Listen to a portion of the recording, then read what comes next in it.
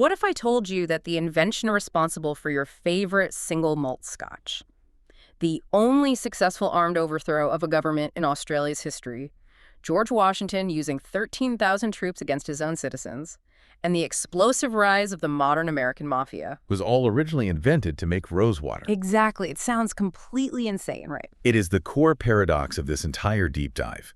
The geopolitical hinge point of all those historical shifts. It's not a secret society or a coded map or even a single person. It's just a process. It's one technology that took a peaceful, very scientific detour before it became, probably the most politically explosive substance on Earth, the process of distillation. For stories they said were too real to tell, we are diving deep into the complex, really volatile relationship between human desire, that absolute need for a specific escape or even a specific currency, and the heavy hand of state control. These are the moments when a simple drink stops being a companion and becomes a catalyst for absolute chaos. And if you look at this stack of sources, that claim just holds up spectacularly. We're charting a history that flows from 9th century Baghdad perfumers all the way to the speakeasies of Prohibition. But we're going to trace exactly how the technology that codified chemistry in the Islamic Golden Age accidentally fueled the slave trade and inspired revolution on, multiple continents. This deep dive is all about that inherent volatility.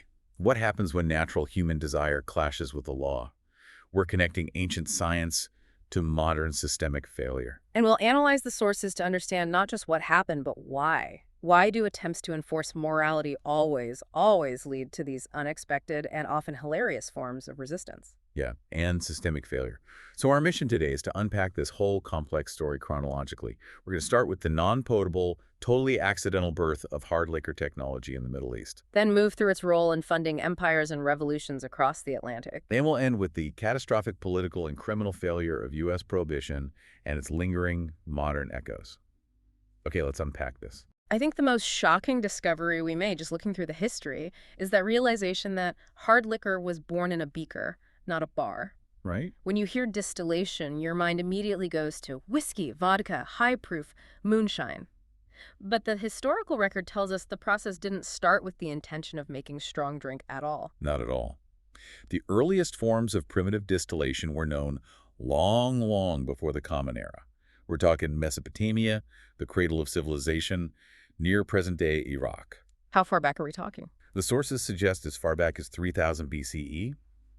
We have Akkadian tablets, specifically from about 1200 BCE, that describe processes we can recognize as, basic distillation. But the purpose was purely functional and luxurious, right? Not about getting drunk. Entirely. Yep. The focus was strictly on perfumery, making essential oils, and creating cosmetic essences. It was all about stability, scent, and luxury. So the pursuit of high-end consumer goods, basically. That's a great way to put it. It was that pursuit driving the earliest chemical innovation. But the real game changer, the science that codified the process into what we recognize today, the precursor to modern lab stills, that came much later. And it was still focused on non-potable uses. We absolutely have to dedicate time to the genius behind this.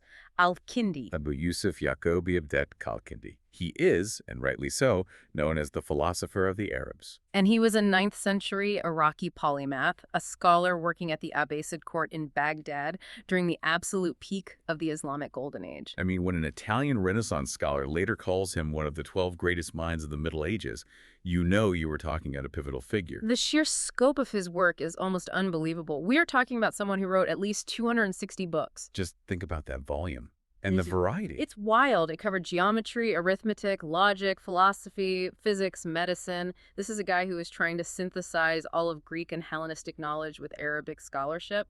And amidst all that deep philosophical and theoretical work, he produced the manual that changed the game for chemistry.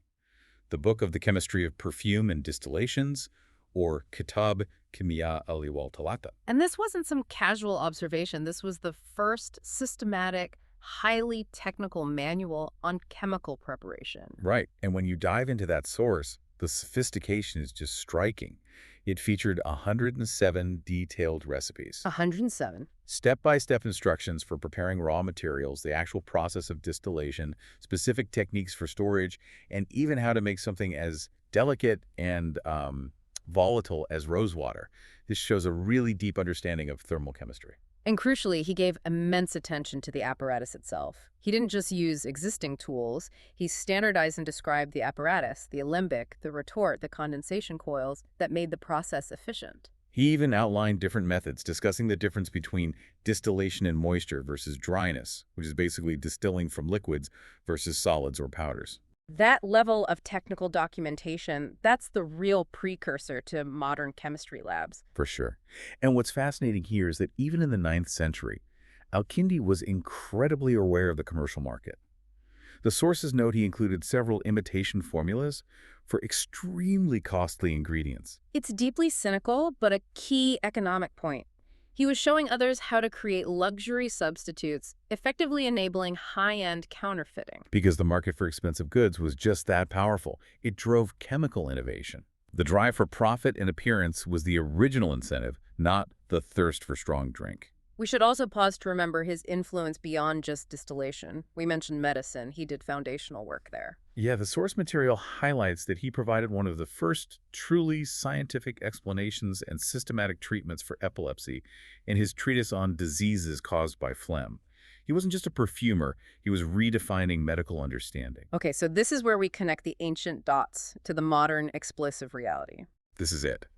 The Islamic Golden Age, driven by this quest for beautiful scents and effective medicines, codified and refined the actual physical apparatus, the alembic, the standardized retort, that made efficient distillation possible. And this technology was fundamentally neutral, benign even. Initially, yes. But then through the medieval and early modern era, this refined technology transfers across trade routes, particularly into Europe. And when that codified technology, capable of separating compounds efficiently, arrived in Europe, it was immediately applied to locally available fermentable substances, grapes, grains, fruits. This allowed for the large-scale, high-volume production of high-proof aquavitae, the water of life. which then transforms into all the regional spirits we know today. Precisely. The refinement of the apparatus standardization described by Al-Kindi is what suddenly unleashed the highly distilled, economically lucrative, and politically explosive spirit. The quest for scent and health accidentally created the necessary tools to produce Scotch whiskey, Russian vodka, and eventually Caribbean rum. It just highlights how a purely scientific advancement can have completely unforeseen geopolitical consequences once it meets that volatile cocktail of human craving and commercial profit. You said it. So Al-Kindi gave us the technical process for creating the explosive material. But you need the fuse, and you need the infrastructure for rebellion. In colonial America, that infrastructure was the tavern. They were the original, essential, multifunctional public square, especially in the 17th and 18th centuries when proper municipal infrastructure just didn't exist. Right, they weren't just drinking establishments. No, they were your restaurant, your inn, your bank, and crucially, your communication hub. We think of a post office as a separate building, but early American taverns often served as the actual post office. Couriers delivered letters there, stagecoaches stopped there. It was where you got news, met travelers, conducted basic commerce. They forced social integration. Absolutely. The communal nature was inherent. Prices for rooms and drinks were regulated by local governments. Meals were served at fixed times at these long communal tables, forcing strangers to socialize, share politics. And share beds sometimes if the place was full. Right. Privacy was non-existent. And that forced proximity is exactly what turns a bar into a political pressure cooker. And that proximity quickly turned these spots from neutral ground into actively partisan organizing centers. A breeding ground for dissent against the crown. You can see that transformation in the physical architecture and the historical record. I mean, take the famous Green Dragon Tavern in Boston. The sources label it explicitly as the headquarters of the revolution. And why? Because it was the regular meeting place of the Sons of Liberty. The planning for the Boston Tea Party, one of the foundational acts of open defiance against the British, happened right there. So if you want to find the cradle of a revolution, forget the academic lecture halls. Look for the place where people are drinking together, debating passionately, and getting the latest news. But here is a historical nugget that often gets overlooked, and it adds necessary texture to this, rough and tumble image. The surprising role of women. Exactly. The sources show that in certain colonies, up to 40% of taverns were operated by women, particularly widows. And the reason for this is fascinatingly pragmatic. It wasn't necessarily progressive. Not at all. Local magistrates, who were responsible for issuing liquor licenses, often favored women, especially widows, because it was an economic strategy. Licensing them to run a profitable business was a way to keep those women off public assistance roles. It reduced the civic burden of poverty. Precisely. It shows that taverns were not just a site of male political plotting, they were also vital institutions for female economic agency and social stability. That reframes the entire colonial drinking scene, doesn't it? Completely. Now, let's look across the Atlantic to compare the political combustion engine. In Europe, especially Paris, coffee houses played a similar role, but with a fundamentally different stimulant. The contrast is key. French coffee houses, like the iconic Café Procope, maintained their function as intellectual and political centers for a mix of social classes. And coffee cultivated what the sources call public scholarly discourse. Yes, they were the crucial nexus for disseminating new ideas, essentially acting as the cradle of today's print media. So the coffee house is a subtle, slow-burn incubator for intellectual revolution. People are sober, discussing Enlightenment philosophy. Arthur Young, reporting before the French Revolution in 1789, noted how crowds would literally gather outside coffee houses just to listen to political orators inside. It was public intellectual debate as a spectator sport. But then you compare that measured discourse to the visceral, immediate reaction we see with beer in Bavaria. The beer riots of 1844 in Munich. This is alcohol acting as a direct, instant catalyst for civil unrest, not intellectual change. It's so direct. King Ludwig I decided to raise the price of beer. That simple tax hike sparked immediate violent outrage. And the crowds that gathered were predominantly workers and artisans. Beer was a staple for them, not just a luxury. So the price hike wasn't seen as a simple market adjustment. No, it was viewed as a deliberate economic injustice against the common man. And the protest immediately escalated into rioting, involving the physical destruction of property. They weren't writing philosophical tracts. They were smashing beer barrels and looting the taverns of the brewers who dared to support the king's price increase. It was a direct physical confrontation. The unrest spread so quickly and violently that King Ludwig, who was already dealing with growing public dissatisfaction, was forced to capitulate. He reversed the price increase just 4 days later. 4 days? And the sources confirm this event contributed directly to the growing revolutionary sentiments that swept across Europe just 4 years later in 1848. Okay, this is the essential debate, right? And it speaks to the nature of political control, which is the immediate, more dangerous threat to state authority. The cheap, strong brew that incites a physical gut reaction riot like the beer riots or the rum rebellion that forces the government to back down in 4 days. Or, as you argued earlier, the coffee house, which slowly and methodically cultivates the intellectual, systemic change. I lean toward the instant threat being the most destabilizing. If you control my basic necessities, my access to food or drink, and then you weaponize its price, I will react physically right now. It tests the government's immediate ability to maintain order. I see that. A tax hike on beer is a failure of economic management that leads to instant chaos. Exactly. But think about the long-term damage. The coffee house creates the ideology that eventually justifies and organizes the permanent dismantling of the old regime. The revolutionaries of 1789 didn't just smash barrels. They executed the king. Right. The beer riot just forces the state to change the price tag. It demonstrates weakness, but it doesn't necessarily end the system. But if the coffee house creates ideology, and the beer riot changes state policy in 4 days, which is the immediate threat that requires the most immediate state response, a ruler can ignore philosophy for a decade, but they cannot ignore 10,000 angry, barrel-smashing citizens in the capital for a weekend. That's a fair counterpoint. The state has to prioritize the physical suppression of immediate disorder. Right. So it shows the ruler's calculus. The alcohol-fueled flashpoint is the crisis of the moment, forcing a public concession, while the caffeine-fueled debate is the quiet intellectual cancer that eventually destroys the entire operating system of authority. And both prove that these social hubs built around specific stimulants are just inextricably linked to political life and the state's legitimacy. Which brings us right into how one specific distilled product wasn't just fueling riots, but fueling global empire and systemic evil. When you look at the economics of the early modern world, the rise of rum is truly the creation of an economic black hole. It's impossible to talk about its explosion in popularity and trade without talking about its inextricable link to the transatlantic slave trade and systemic violence. Rum originated in the Caribbean in the 17th century, specifically on sugar plantations. And this is a tragic origin story. It was born when enslaved Africans discovered that molasses, the dark, sticky residual byproduct of the sugar refining process, could be fermented and then efficiently distilled into a strong spirit. It's the ultimate example of resource efficiency twisted into horror. A system built on the brutality of sugar cultivation accidentally creates an immensely valuable portable product that then further fuels the mechanisms of that same brutality. And New England, particularly ports like Boston, became central to this devastation. By the early 1700s, Boston's economy was deeply reliant on an alliance with the sugar-producing West Indies. This, of course, is the infamous triangle trade. But it's important we detail the mechanism of rum's involvement because it was the liquid currency that drove the sales. Exactly. Yeah. Ships originating in Boston Harbor would trade raw materials, lumber, and sometimes low-grade salted cod, which was used to feed plantation labor, for huge shipments of West Indian molasses. That molasses was then immediately distilled into high-quality, high-volume Boston rum. And that rum was then sailed across the Atlantic and traded in West Africa for abducted Africans.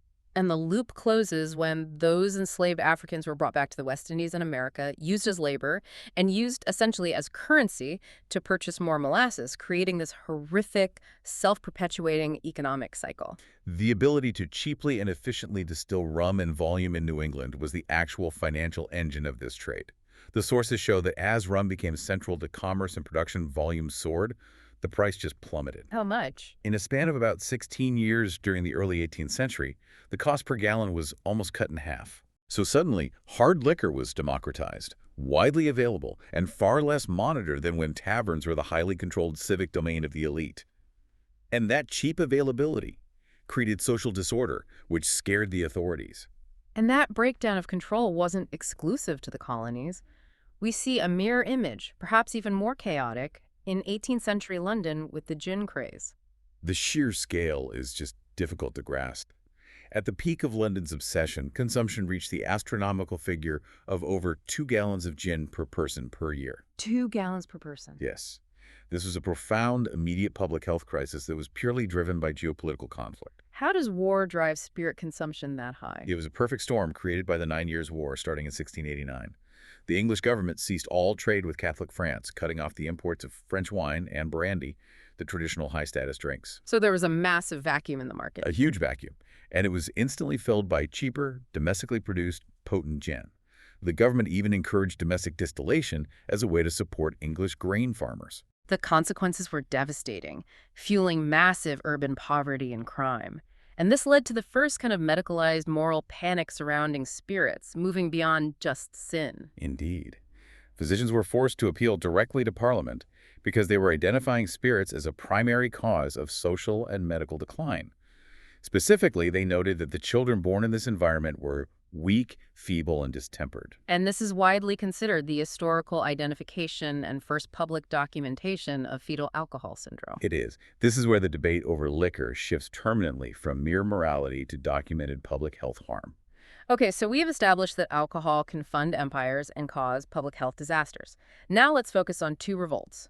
Two specific moments when distilled spirits directly tested and nearly broke state sovereignty.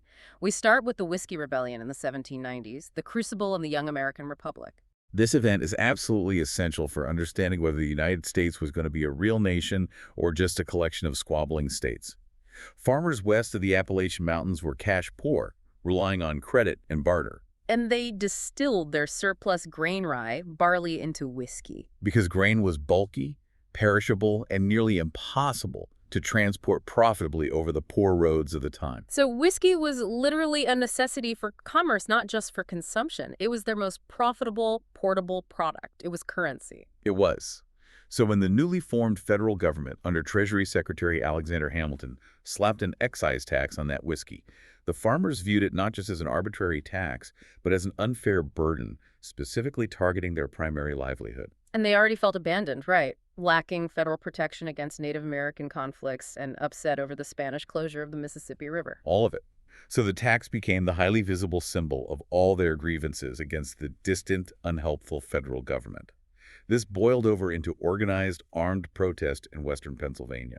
Harassing tax collectors, burning barns, threatening federal officials. And this is where George Washington, the sitting president, makes his pivotal move. He didn't send a stern letter or rely on diplomacy. He personally mobilized a massive, overwhelming force of 13,000 federalized militia troops. An army larger than the Continental Army he had commanded during the entire revolution. That is an astonishing show of force for a brand new, fragile republic. It was a preemptive move to establish authority. And it worked. The opposition just dissolved when the enormous army showed up. There was no major battle, but the political precedent was set for all time. Washington established unequivocally that the central federal authority possessed the necessary power and the political will to use military force to enforce its own internal laws. Securing the constitutional legitimacy of the Union against internal dissent, all over attacks on distilled grain. So that was a victory for the federal government in the face of alcohol-fueled dissent. But let's look at the other side of the world, where the alcohol-fueled revolt actually won, at least initially, the Rum Rebellion of 1808 in Australia's New South Wales colony. This is truly unique in Commonwealth history. It is the only successful armed takeover of a government in Australia's history, often referred to as the Great Rebellion. The entire conflict centered on Governor William Bligh's efforts to control rum. Bligh, the same infamous William Bligh of the mutiny on the Bounty, was sent to the colony specifically to bring order to its chaotic social and economic life. But rum was not just a drink there. It was so essential, so widely accepted that it had evolved into the colony's primary form of currency. Wages were paid in rum, debts were settled in rum. So when Bligh tried to enforce regulations and ban the use of spirits as currency, the ruling elite, primarily the officers of the New South Wales Corps and influential landholders like John MacArthur, saw their entire economic base threatened. And they moved instantly. The Corps overthrew Governor Bligh, marching on Government House and placing him under arrest. The immediate result was a successful insurrection. The rebel leaders took control of the government for 2 years. 2 years. Yeah. The colonial office eventually had to intervene, sending a new, strong leader, Major General Lachlan Macquarie, to replace Bligh. Critically, the entire New South Wales Corps had to be recalled to England and disciplined, and all land and stock grants made by the insurrectionists during their 2-year reign were canceled. So a complete government reset caused by liquor. Completely. So what's the profound takeaway from these two revolts? This is the crucial analysis. These examples show that if a government cannot control the essential commodity, if it loses the monopoly on its own currency, whether that currency is metallic fiat or alcoholic spirit, it loses political legitimacy. The Whiskey Rebellion was about enforcing the state's right to tax its currency. And the Rum Rebellion was about the state trying and failing to prevent a commodity from becoming currency. So alcohol transformed from a companion to a currency and then instantly became a revolutionary catalyst that either secured the state in the U.S. or overthrew it in Australia. The failures of the Rum Rebellion and the difficulties of the Whiskey Rebellion didn't stop the U.S. from attempting the ultimate act of social engineering in the 20th century, trying to regulate human desire out of existence with a constitutional amendment. Prohibition, the ultimate attempt at moral control through centralized law. And the road to the 18th Amendment was decades long. It required a fundamental shift in American psychology and political organization. The first major shift was redefining the problem itself. Right. We move away from the traditional Puritan view of drunkenness as a deliberate sin, a choice, and toward Dr. Benjamin Rush's concept of addiction. That psychological shift is absolutely key. How did Rush reframe the drinker? Rush, a prominent physician and signer of the Declaration of Independence, argued that alcoholism was a disease, a condition of dependence that compelled the victim. He famously mapped this on his moral thermometer, which vividly illustrated the hierarchy of drinks from the relatively safe, Cider and beer. right, down to the dangerous addictive spirits. So he essentially diagnosed the drinker as a victim, controlled by the substance rather than a moral failure. Exactly. And this gave the anti-liquor movement immense appeal because it allowed people to view the drunkard with compassion as someone needing a cure through total abstinence rather than condemnation. This moral and medical reframing gave the movement the scientific legitimacy it needed to push for legal, total societal prohibition. And this movement gained critical mass through powerful organizing. Everyone knows the Women's Christian Temperance Union, the WCTU. They were relentless, linking prohibition to suffrage, labor struggles, and prison reform. A powerful moral force. For sure. But for a truly deep dive, we have to acknowledge the real political powerhouse, the Anti-Saloon League. The ASL. The WCTU was the moral engine. The ASL was the political machine. So what was the ASL's strategy that made them so effective? They were pragmatic and entirely single-issue focused. They pioneered modern lobbying techniques. They didn't care if a politician drank privately. They only cared if that politician voted dry. Nonpartisan, endorsing anyone, Democrat or Republican, who would back their cause. Exactly. They systematically targeted local, state, and then federal elections, focusing all their resources on pivotal swing districts. They were organized at a grassroots level in nearly every county in the nation. They perfected the art of the targeted political pressure campaign. But that moral campaign also relied on, well, outright terror and indoctrination. This is the most insidious part, as detailed in the sources. Mandatory scientific temperance instruction in public schools. Right. The WCTU, through massive political pressure, ensured this was mandatory in over 30 states. And they weren't teaching chemistry or biology. They were indoctrinating future voters with lurid pseudoscience for almost 40 years. Give us some of the specific propaganda they pushed in those school lessons. Absolutely lurid claims that were presented as fact. That the majority of beer drinkers die of dropsy. Wow. That alcohol burns off the skin, leaving it bare and burning as it goes down the throat. And the classic repeated claim that alcohol clogs the brain and turns the liver quickly from yellow to green to black. And these false claims, taught in schools, systematically inculcated generations with sensationalized fear, normalizing the idea that only total prohibition could save society. And the final crucial step in the push for the 18th Amendment was World War I. The war provided the Drive forces with the ultimate political weapon. They successfully weaponized anti-German sentiment. Yeah, German immigrants, remember, ran most of the major U.S. breweries, Milwaukee, St. Louis. Prohibitionists successfully argued that buying beer was supporting the enemy. They said that pro-Germanism is only froth from the Germans' beer saloon. And they framed prohibition as an act of patriotic necessity, calling it the infallible submarine chaser. Plus, the need to conserve grain for the war effort eliminated the industry's economic defense. So in 1920, the 18th Amendment goes into effect, backed by the Volstead Act. 13 years of thirst begins. And what did this monumental government effort accomplish? The data shows it was a regulatory failure, a criminal explosion, and a massive loss of state legitimacy. Look at the sheer volume of failure within the justice system. Federal arrests for liquor offenses surged from 34,175 in 1921 to a staggering high of 75,307 in 1928. The federal prison population increased a monumental 366% by 1932, and violations of the Volstead Act accounted for fully half of all prisoners received by the federal system in 1930. Half. The legal infrastructure was completely swamped, dedicating vast resources to crimes that society largely didn't condemn. And the supply didn't just dry up, it shifted. The production figures are just as insane. The number of seized illicit distilleries and fermenters jumped from nearly 96,000 in 1921 to over 282,000 by 1930. The demand didn't vanish. It simply shifted underground, becoming illicit traffic from manufacture to consumption, creating an entirely new supply chain. And the physical landscape of drinking changed entirely. The regulated public saloon was replaced by the secret, unregulated speakeasy. How many? Estimates for the number of speakeasies across the U.S. ranged wildly, from 200,000 up to 500,000. In certain cities, like Rochester, New York, there were reportedly twice as many illegal speakeasies operating as the number of legal saloons that had been closed by the law. Which begs the critical question. Given the scale of illicit production and consumption, did any state actually manage to run a successful, uncompromised enforcement wing? The sources suggest not. Corruption was not just present, it was systemic, from the local cop on the beat all the way up to the Federal Bureau of Prohibition. Assistant Secretary of the Treasury Lincoln C. Andrews noted that conspiracies are nationwide in extent, in great numbers, organized, well-financed, and cleverly conducted. The state itself was actively compromised. Precisely. Commissioner Henry Anderson concluded that the fruitless efforts at enforcement are creating public disregard not only for this law, but for all laws. When the very people tasked with enforcing a moral mandate are taking bribes, the entire concept of state sovereignty collapses. The law became a cynical joke. It did. But the circumvention was also open, creative, and often hilarious, relying on legislative loopholes.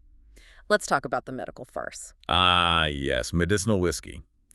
The Volstead Act contained a provision allowing doctors to prescribe spirits for medicinal purposes.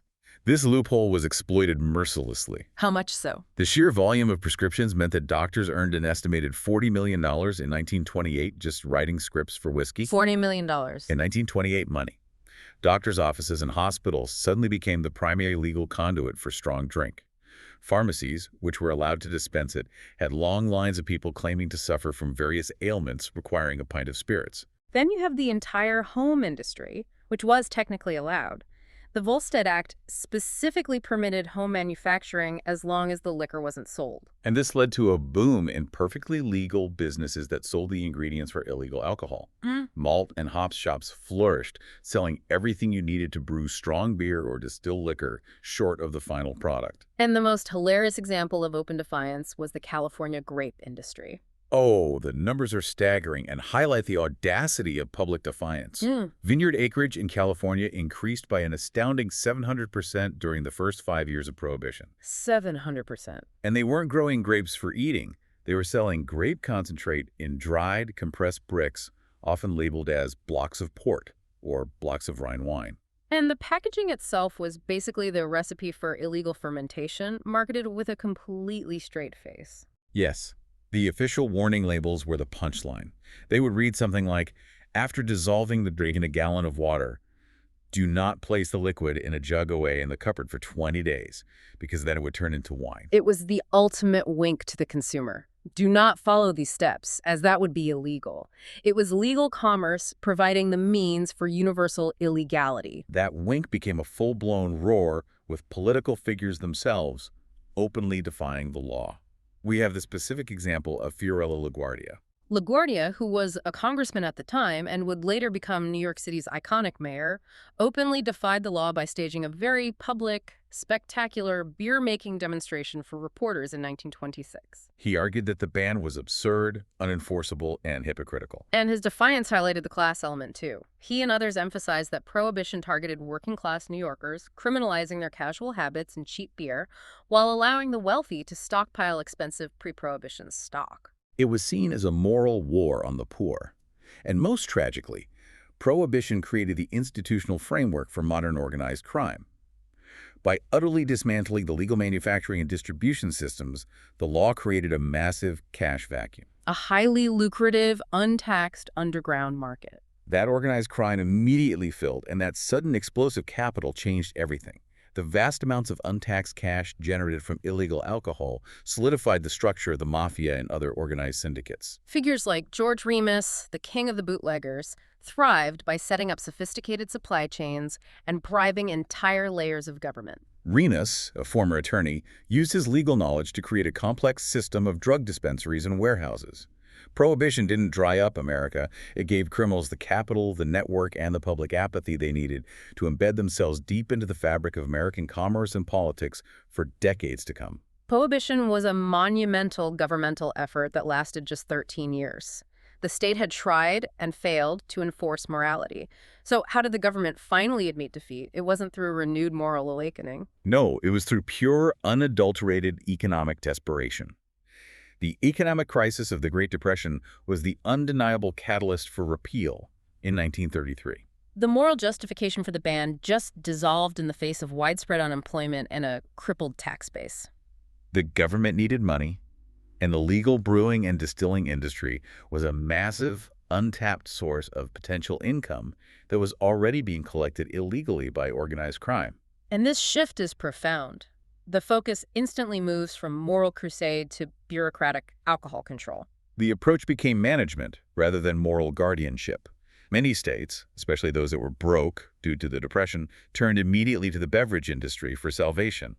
This reliance led 15 states between 1933 and 1935 to adopt monopoly systems. Where the state controls the wholesale and retail distribution of distilled spirits. Right, and it sounds like pragmatic management.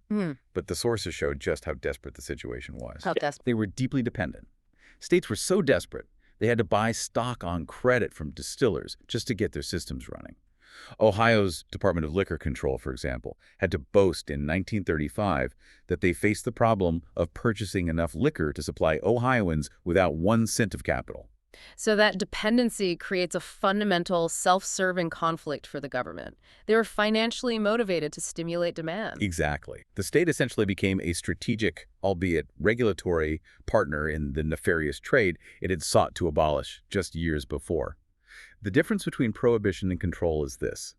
Control accepts that alcohol is a necessary permanent evil, but it treats the issue as a management problem. Applying bureaucratic rationality, generating revenue, and avoiding the chaos of the moral extreme. Exactly. But stepping into the modern era, alcohol seems to be shifting back toward its companion role, particularly through the explosion of the craft brewing and distilling movement.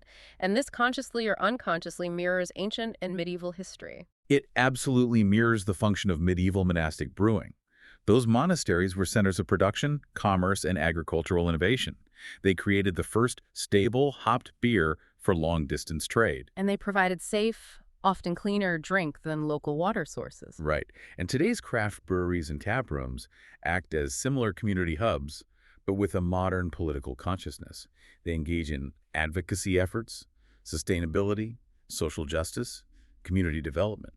We see fascinating examples of using this space for actual civic repair.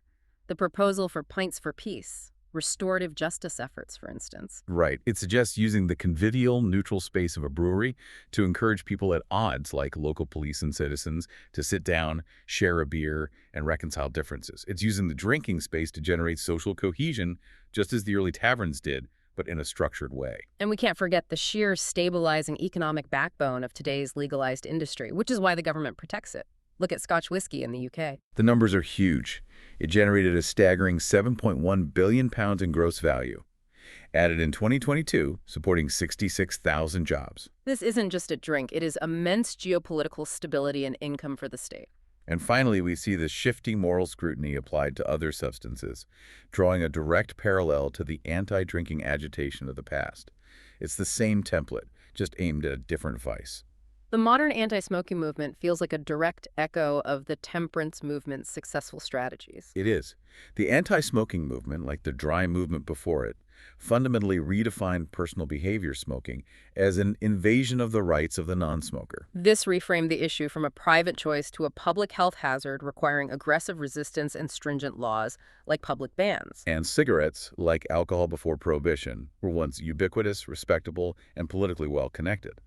But the moral and medical arguments shifted. Just as public awareness of fetal alcohol syndrome pushed the issue past mere morality during the gin craze. The rising awareness of secondhand smoke hazards and cancer created a cultural shift toward individual purity and public safety that effectively broke the legitimacy of the tobacco industry. The government saw an opportunity to control and tax, replacing one moral target with another. We learn a critical lesson from this cycle of control.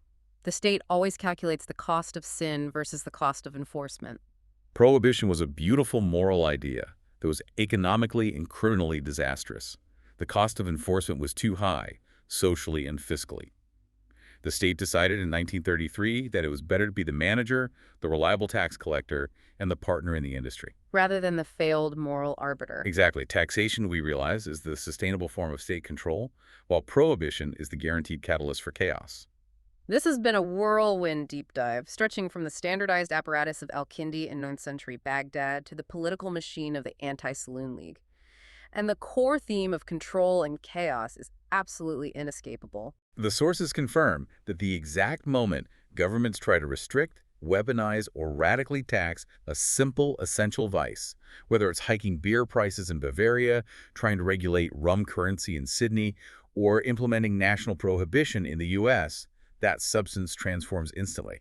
It goes from a casual social companion into a revolutionary catalyst that can overturn regimes, launch organized crime, and fundamentally test the boundaries of federal power. You cannot regulate desire out of existence. You just shift the profits, the danger, and the control into different hands. And every time the government steps in with a moral mandate, the sheer ingenuity of human beings finds a hilariously efficient way around it, whether it's bottling medicinal whiskey or putting a misleading warning label on a 700% increase in California grape production. Right.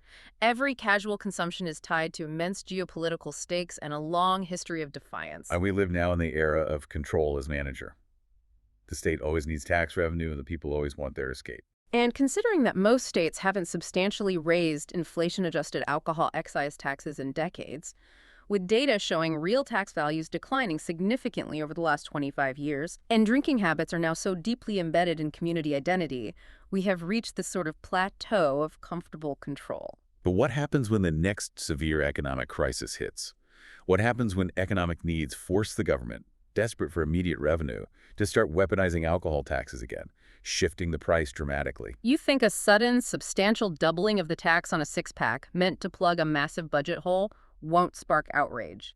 We have shown that history doesn't just rhyme. Sometimes it sets a date for the next riot. The only question is, what stands out to you?